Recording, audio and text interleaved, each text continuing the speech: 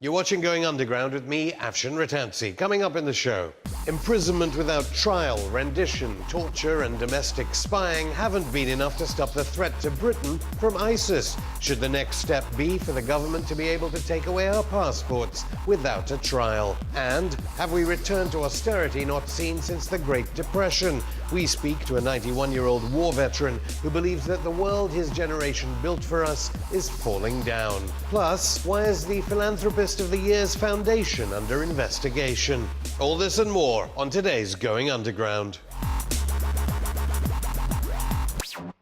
Even before President Obama's speech on Wednesday, our government was debating the confiscation of passports from UK subjects in our battle with ISIS. Debating passports over at the State Department, meanwhile, goes something like this. There's some on the Hill who make the argument that simply traveling, for an American citizen to travel to Syria right now, should be enough to either, one, revoke their passport, or two... Just for someone traveling to Syria? Well, that's an interesting way of reading United States law and the Constitution in terms of passports and citizenship. No. I think that they're suggesting that maybe it should be written in. You know, the Brits have announced their plans to step up their procedure. So in America, there's a constitution to protect citizens. But what's the situation over here? With me is the former Solicitor General and MP for Harborough, not the former MP for Harborough, Sir Edward Garnier. Sir Edward Garnier, welcome to Going Underground. It's very rare for you to make a criticism of the Conservative government or coalition. Why have you chosen to make one about the response to ISIS? I don't think I've been making a criticism. I've simply been urging people not to pass unnecessary laws or, in producing more laws, replicating laws that we have already. I think I've urged common sense and caution, and certainly when the Prime Minister responded to my question in the Chamber of the House of Commons last week, I think he rather agreed with me. He did reflect what you were saying and reflect on it, but then you couldn't escape from the entire commentariat and I don't know how many other rogue MPs saying, no, we have to do something now and we have to render people stateless. There's always a great desire in the commentariat and amongst some members of Parliament to ensure that their voice is heard and to be seen to be demanding that something is done. I'm all very, I don't mind about things being done so long as what we do is sensible, doesn't replicate what we can do already, and doesn't lead us to further problems and doesn't deal with the questions that we need to answer. Well, what does it say about the level of debate in this country if when the question was raised in the State Department in Washington, it was batted away by one of Obama's spokespeople saying, no, there's the Constitution. In a way, you were saying it here, there's our legal obligations under conventions that Britain has signed. Why don't we have that level of political debate here? We don't have the same sort of spokespeople as the American system does. We have a lobby system, and lobby journalists who are accredited to the parliamentary lobby system or the number 10 lobby system go to private off-the-record briefings in number 10, whereas in the United States they stand out there in front of the cameras and they get asked questions directly and they answer them directly. It may well be, we don't know. I'm not a member of the number 10 staff, nor am I a lobby journalist. We don't know whether the people back in number 10 in responding to such questions answered as directly as the American person did. But there's absolutely no doubt that we cannot remove British citizenship from people who are only British. We can do other things. We can remove the British citizenship of people who have a dual nationality with another country, and we can take people's passports off them if they're British as they attempt to leave the country. But removing the passport is not removing someone's citizenship. You can't destroy someone's nationality by taking away their passport. Maybe it was people speaking out of turn then, but in the sense that they knew that the public wanted something to be done. Is it the idea of something must be done? Well, the public, of course, wants something to be done. And one of the things they want to be done is for terrorists not to come here, either foreign or British terrorists, to come back here and do disobliging things to us. And the government's duty is to make sure that we are kept safe in our beds. But if British citizens go abroad to Syria or to northern Iraq, join up with ISIS and get trained to do terrible things there, and they get killed, well, I'm afraid most of us in this country would say, well, bad luck and good riddance. If you want to go out there and do something stupid, that's entirely up to you, but don't expect any sympathy from the rest of us. If those people then want to come back because they don't find it quite so comfortable out there, or they've been misled about what ISIS is doing and the things that they have been encouraged to do in that theatre are no longer quite so attractive, and they want to come back, well, then they need to surrender to the law. But they cannot expect to be, it seems to me, praised or lauded for going out and then coming back, and then expect not to avoid the clutches of our justice system. Ideally, we need to prosecute on evidence people who commit offences against the law of England. And when they come back here, we should, if we can, prosecute and try them and send them to prison if they're guilty. You mentioned encouragement. Would they perhaps argue that they were encouraged by David Cameron? Funnily enough, do you remember the Prime Minister lost the vote last September when Parliament was recalled? A number of the people who are seduced into going abroad to fight for ISIL no doubt think they're going over there to either to fight against the Syrian government, the Assad regime, or to do humanitarian work. And they find when they get there that actually they're fighting each other. They are fighting other anti-Assad people. And I think they find it confusing. But didn't the encouragement come from Downing Street? Because so committed was David Cameron to the cause of the rebels that he was willing to have our services support them. Well, I think he was very keen that we should do something to assist in the undermining of the Assad regime. I think that's probably not controversial. But where I think the pause has been helpful is that those who have gone over there have discovered that actually the simplistic my enemy's enemy is my friend doesn't work. There is not just a three-dimensional, but a sort of 4 or 5 or 6-dimensional game of chess going on over there. And there are some very, very unpredictable people. I've described some of these people as psychopaths. The people who are killing journalists and posting those executions on video, on YouTube or wherever it may be, are, it seems to me, ill. Albeit the mental illness, as an analogy, can sometimes be dangerous. No, I'm not making any. But I mean, they are clearly disturbed people, and I would certainly caution any British subject, British citizen, thinking of going over there and thinking they're going to do something humanitarian or going to bring down the Assad regime, to think extremely carefully about what they're doing. I think many people would just not try and encourage them, discourage them actively from doing so. Although, funny enough, it raises a point then. If you were one of their lawyers, would you say in mitigation that it was the Cameron government that made them, inspired them to go off and fight No, I wouldn't. the evil dictator of Syria? No, I wouldn't, because there are, that lawyer would know, wouldn't he, that it is against the law to go abroad to commit acts of terrorism, to go abroad to be trained to commit acts of terrorism, so whatever the case, and whoever the opponent is. Boris Johnson, of course, Mayor of London, willing to throw away the right, seemingly, to innocent until proven guilty. Anyone going to Syria or Iraq must be presumed to be. What do you think of that? Not much. From your legal viewpoint? Not much.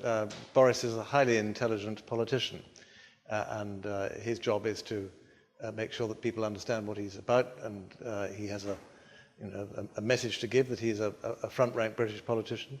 But in relation to that particular detail, I think he was wrong. In this country, you are innocent until you are proved guilty. But why do politicians increasingly make these kinds of outlandish statements to the media, and how does that impoverish general political debate then in the country?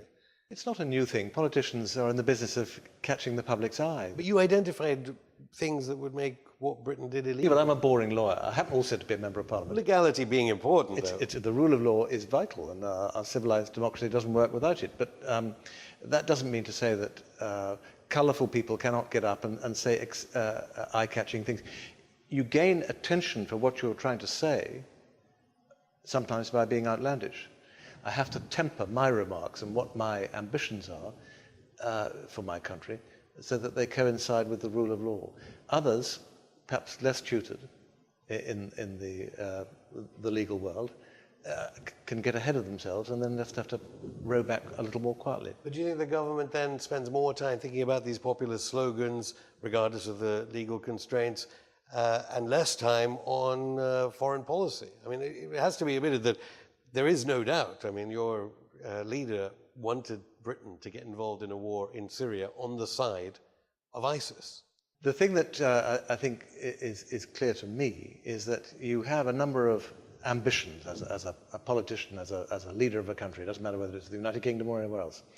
And you have to do your best to achieve what you think is best for your country. And in order to do that, you have to get there onto the front. You have to attract public attention. There's no point sitting in a cupboard talking to yourself. He has to get out there and lead the country.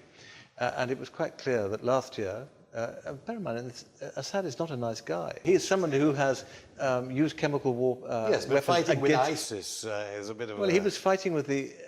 he wanted to encourage and to assist... moderate Islamists. Yes. And such people do exist. No, of course there are moderate Islamists. There are...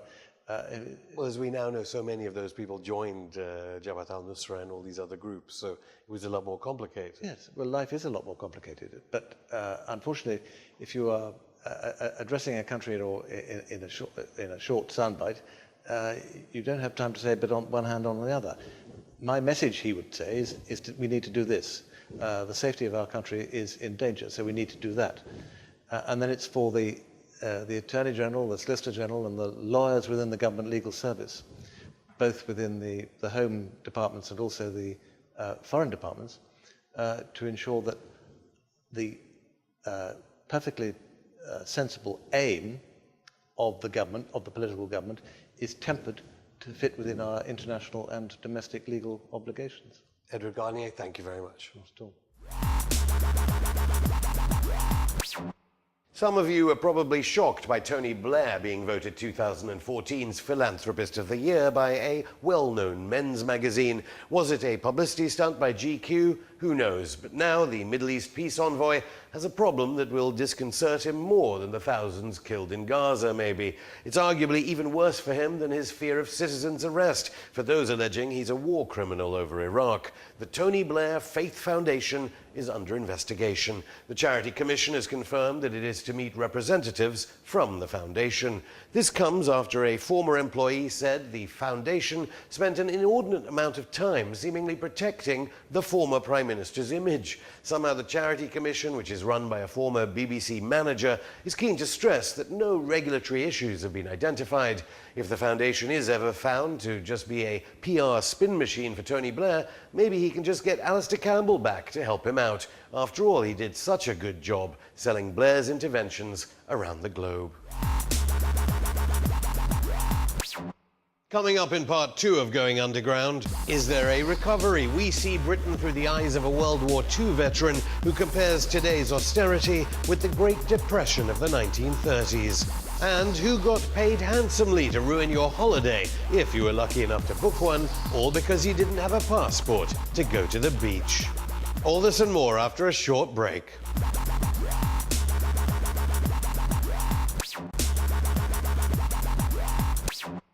Panic stations, as if to prove those Scots supporting the Yes campaign in Thursday's independence referendum right. PMQs were not PMQs this week. Cameron, Miliband and Clegg all went north of the border and left sacked Foreign Secretary William Hague and Tony Blair's First Minister for Women to fight it out at the dispatch box. More of their fight after this question, though, from Labour MP Barry Gardiner. At the end of last month, my constituent, Mr. Krishna Upadhyaya, was disappeared in Qatar. He had been arrested by the Secret Service there because he was investigating the human rights abuses of workers who were working to build the infrastructure for the 22 World Cup. And I thank the Foreign Office for their help in securing his release.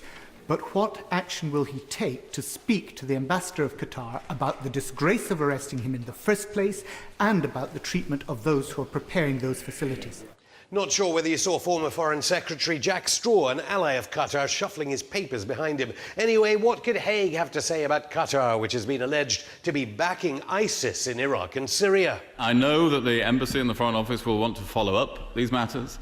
That is for my successor, the Foreign Secretary, to determine. Good get out, Mr. Hague, since you used to hang out with the Prime Minister of Qatar when you were the Foreign Secretary backing ISIS in Syria with these people. Hague wasn't much better when he answered this question from an MP from the north of Ireland.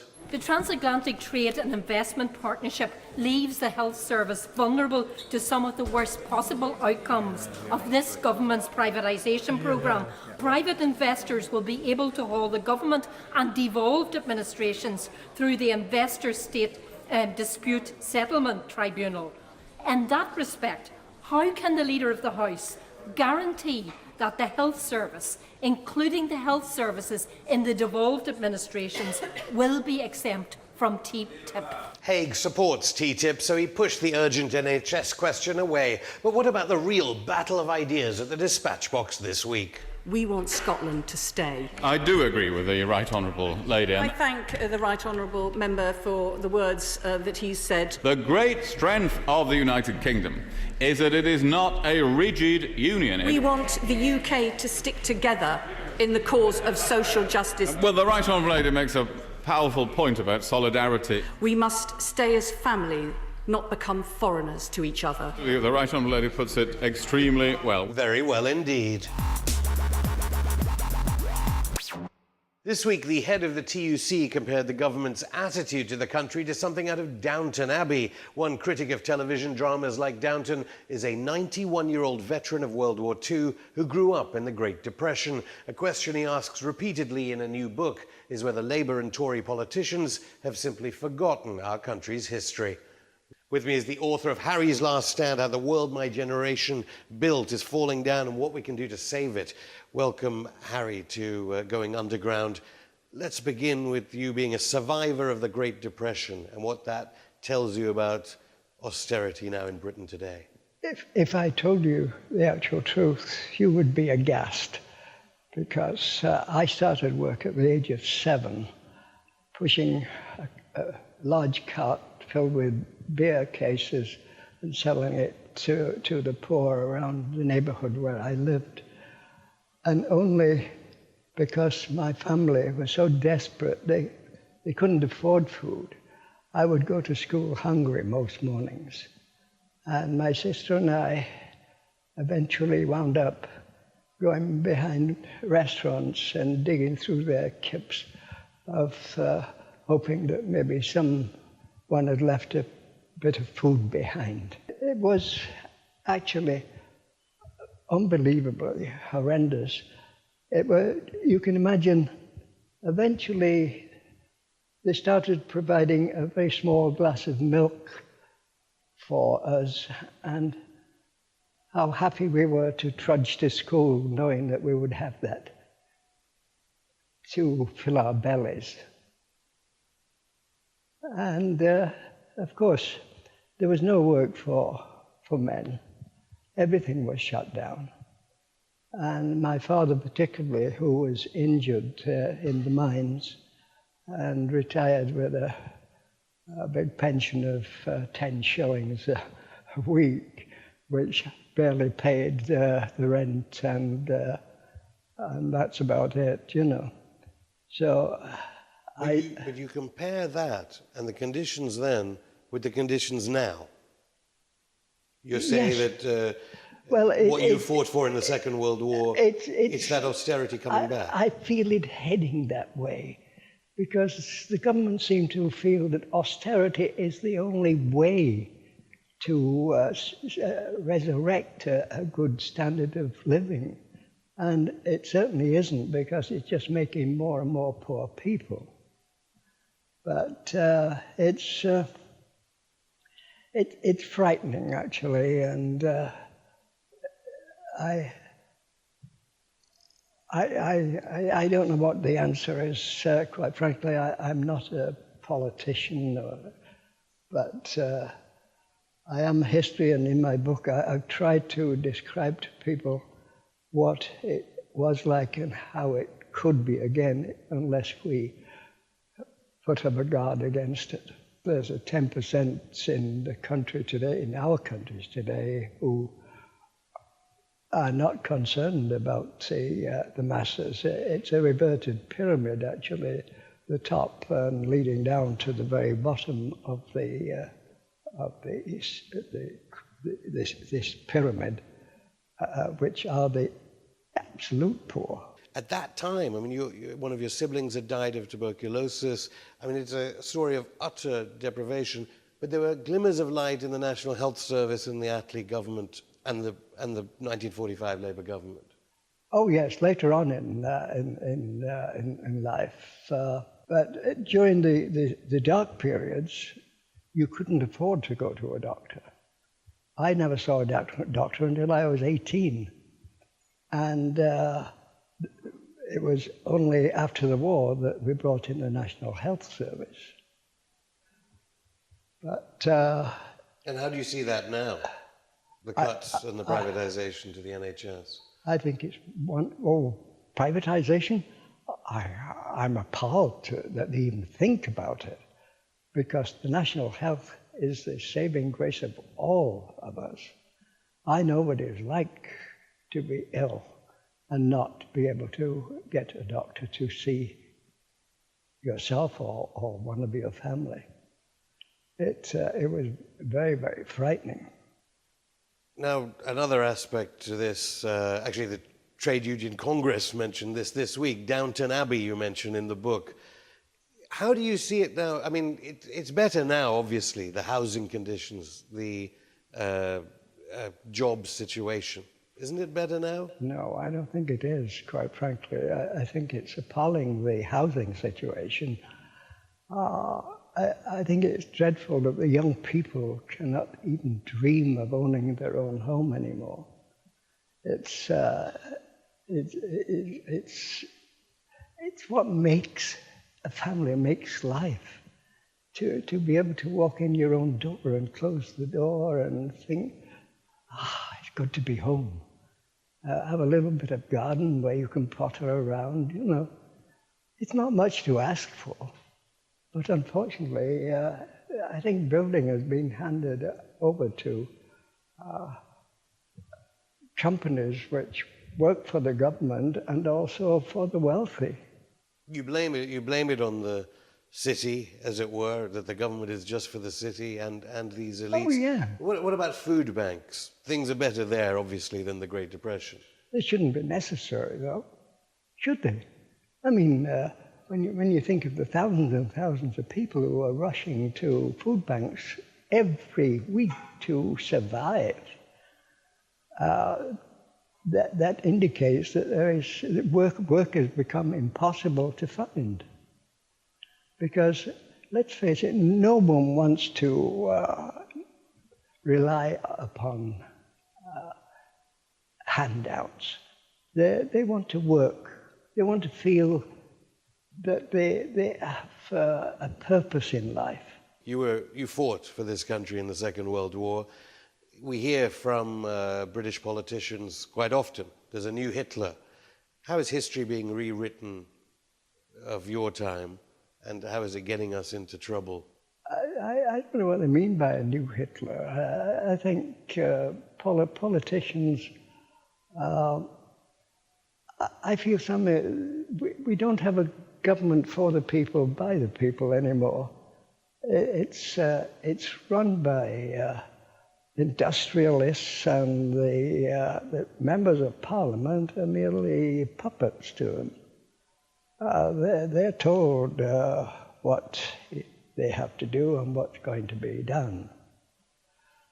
It may sound silly, but this is my thought. But you still favour democracy. Oh, you mentioned two people in here, don't you? Yeah, because someone's trying to break it down, it doesn't mean to say that democracy is not workable. But we have to make sure it is a democracy and not someone in the top echelon who is trying to work their system under the name of democracy. So how do you feel about the British soldiers that went into Iraq, that may be going back into Iraq, we don't know, in case there's another war about to start, and what happened in Afghanistan. How did you view that as a veteran? Well, right from the start, I thought it was the biggest mistake that was ever made by America and Britain, that they went along with the American Bush, because it was obviously a put-up thing. They were interested more in oil than in rescuing the Iraqi people. So that it's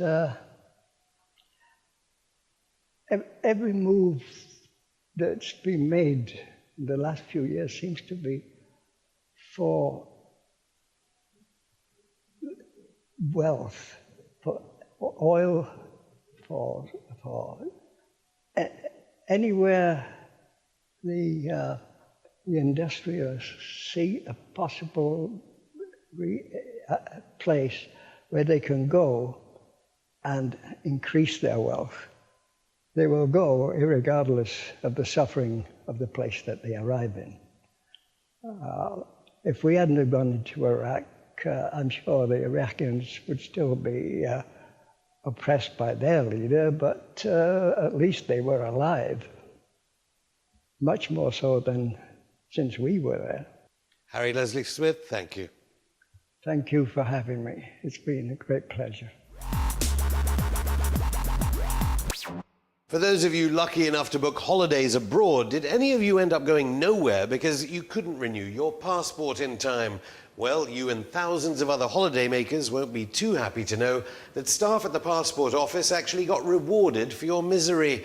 It turns out that Theresa May's Home Office staff have actually received bonuses of nearly £700,000 during their chaotic summer shifts. Perhaps they were rewarded for the fact that the backlog of hopeful applications reached 500,000 at one point. Some of them received up to £5,000. The bonuses were all paid just a few months after David Cameron and Theresa May both had to apologise in the House of Commons over the whole passport fiasco. And where is this cash coming from? It might have something to do with the £13 profit the passport office is making on each application. That's it for today's show. Join us on Monday when we will be speaking to Shantha David from Unison about David Cameron's plans to break the power of unions. Don't forget, you can drop us a line on Twitter at underground_RT, like our page on Facebook, or email us on goingunderground@rttv.co.uk. See you on Monday.